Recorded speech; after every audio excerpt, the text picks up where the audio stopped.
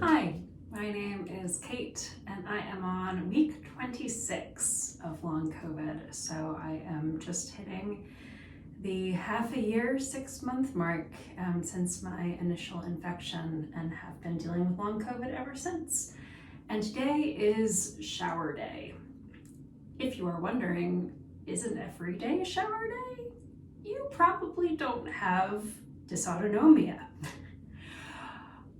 When I had my initial intake appointment with the Dartmouth-Hitchcock Long COVID Clinic, one of the screening questions they used, and the co-director there said this is sort of the primary indicator of whether or not you have dysautonomia, which is a dysregulation of your autonomic nervous system, the nervous system that does the automatic things like making your heart beat or your lungs breathe or digestion happen, is whether or not you can stand up and take a shower. Why is that? So for people with dysautonomia, standing is not our friend. Gravity is difficult. It is difficult to get our blood back up from our feet up into our heart and our head. So standing is already difficult. That is made even more difficult by heat. When it's hot and all of your blood vessels have dilated in the heat, that makes it even more difficult for that to happen. So what they recommend is using some sort of mobility aid or a shower chair. Now, when I first got sick for, maybe the first 5 months or so, I just sat on the floor of the tub. And as I would take my shower, I would wash my hair, and by the end of it, I would just be completely exhausted. And having to scramble up from the floor out of the tub, I realized increasingly was not particularly safe or wise. So I made an investment and I am only regretting not doing it sooner. So I wanted to share it with you of getting a shower chair. When my doctor first recommended getting a shower chair, what came to mind was sort of that like hulking plastic structure and just that it felt so medical, as it were, felt a little intimidating and overwhelming to me. And there's definitely some internalized ableism there, but as I did some research, I realized rather than having this be a medical experience, could have this be a spa experience. Reframing, it really helps. So this shower chair is made of bamboo. I got one that is 4-legged, is sort of static. It doesn't fold up because I wanted that extra stability. It has handholds if I'm feeling dizzy, so I can hold on, and also it makes moving it from the tub to the floor of the bathroom when it's not in use much easier. And oh my gosh, taking a shower takes half of the energy that it used to, just by not needing to stand. So much easier. Another investment that I'm really glad that we made was switching to a handheld shower head. We just had one that came out from the wall like they usually do. But this means that I can really control how much hot water I am being exposed to. You might also ask, why don't you just take cold showers? Because that sounds miserable and I don't want to. So this means that I can, specifically use water where I need it and not deal with hot water when I don't need it. So it helps keep me cool. I also keep a cup of ice water in the shower to sip on as need be, which just really helps cool me off.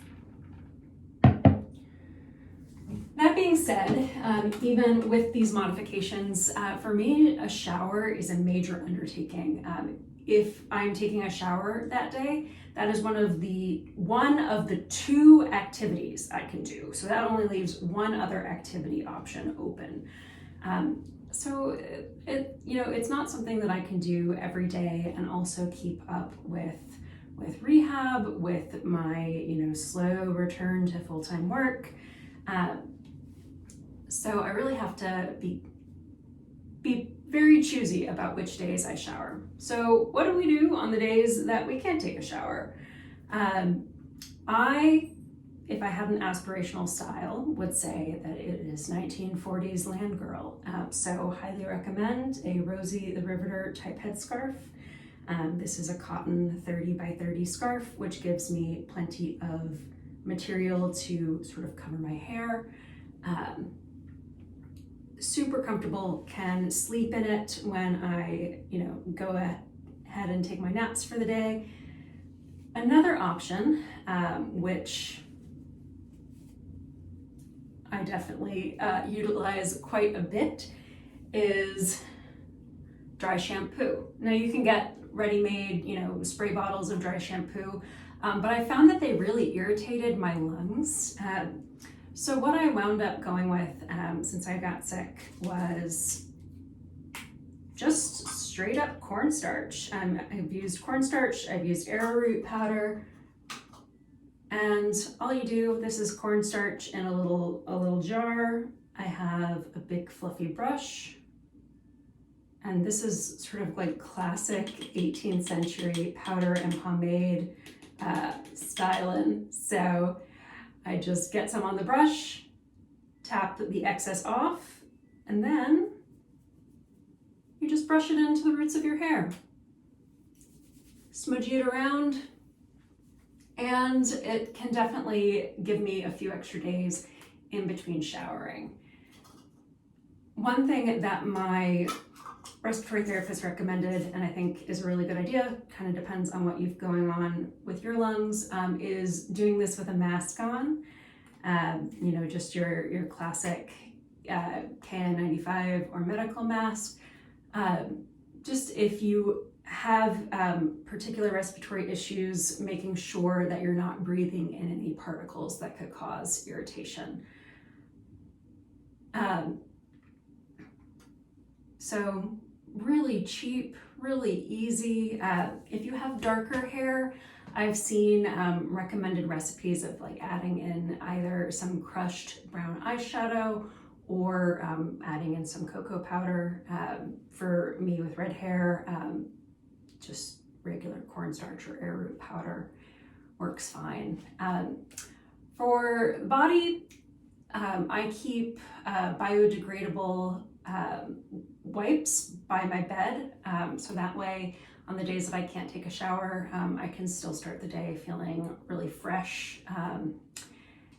And then after the shower, on the days that I shower, speaking of by the bed, I do all my skincare in bed. So after I get out of the shower, I go upstairs, I lie down in bed, and I do all of my skincare lying down.